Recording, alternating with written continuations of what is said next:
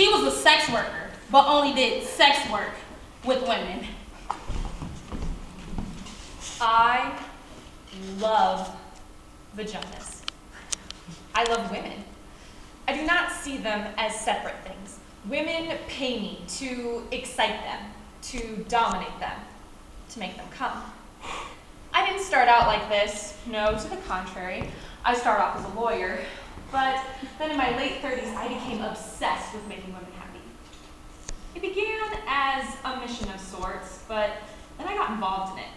I got very good at it, kind of brilliant. It was my art. I started getting paid for it. It was as if I had found my calling.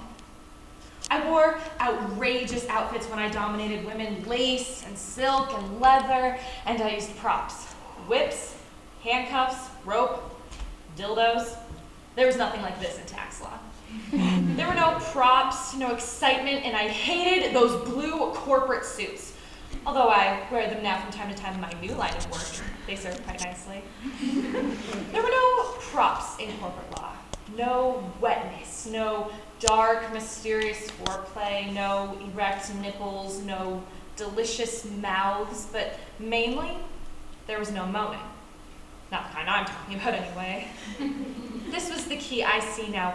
Moaning was the thing that ultimately seduced me and got me addicted to making women happy. When I was a little girl, I used to watch women in the movies making love, making strange, orgasmic, moaning noises. I used to laugh.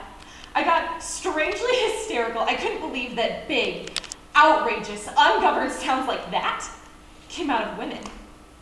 I longed to moan. I used to practice in front of a mirror on a tape recorder, moaning in various keys, various tones, but always when I played it back, it sounded fake. It was fake. It wasn't rooted in anything sexual, really, just in my desire to be sexual. But then, when I was 10, I had to pee really badly once on a car trip. It went on for almost an hour, and when I finally got to pee in this dirty little gas station, it was so exciting, I moaned.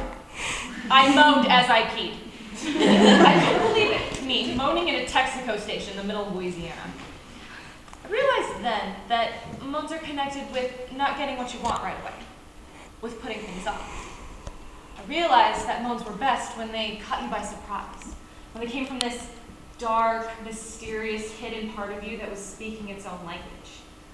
I realized that moans were, in fact, that language. I became a moaner. It made most men anxious. Frankly, it terrified them. I was loud and they couldn't concentrate on what they were doing. They'd lose focus, and then they'd lose everything. We couldn't make love in people's homes. The walls were too thin. I got a reputation in my building, and people stared at me with contempt in the elevator. Men thought I was too intense. Some called me insane. I began to feel bad about moaning. I got quiet and polite. I learned to choke my moan, hold it back like a sneeze. I began to get headaches and stress-related disorders, and I was becoming hopeless until I discovered women.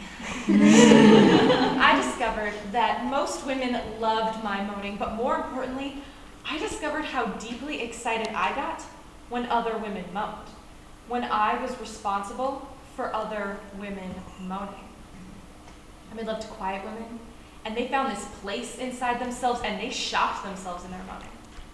I made love to moaners, and they found a deeper, more penetrating moan.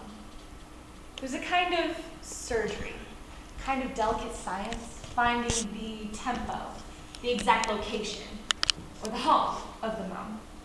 That's what I called it. Sometimes I found it over women's jeans. Sometimes I snuck up on it, off the record, quietly disarming the surrounding alarms before moving in. Sometimes I used force, but not violent, oppressing force, more like dominating. I'm going to take you someplace. Don't worry, lay back and enjoy the ride kind of force. Sometimes it was simply mundane. I found the moan before things even got started while we were eating salad or chicken. Just casual, just right there with my fingers. Here it is like that, real simple in the kitchen, all mixed in with balsamic vinegar. Sometimes I used props. I loved props. Sometimes I made a woman find her moan in front of me. I waited, stuck it out until she opened herself. Wasn't fooled by the minor, more obvious moans. No, I pushed her all the way into her power moan. There's the clit moan. The vaginal moan. The combo clit vaginal moan. The almost moan. The right on it moan. Yes! Yes! The elegant moan. The gray slick moan. Oh, yeah! The wasp moan. The Jewish moan. No, no, no! The African American moan. Whoa, shit! The Irish Catholic moan. Oh, forgive me! The baby moan. The doggy moan. The uninhibited, militant, bisexual moan. The machine gun moan. The tortured Zen moan. The diva moan. There's the college moan. I should be studying. I should be studying. And finally, the surprise triple orgasm moan.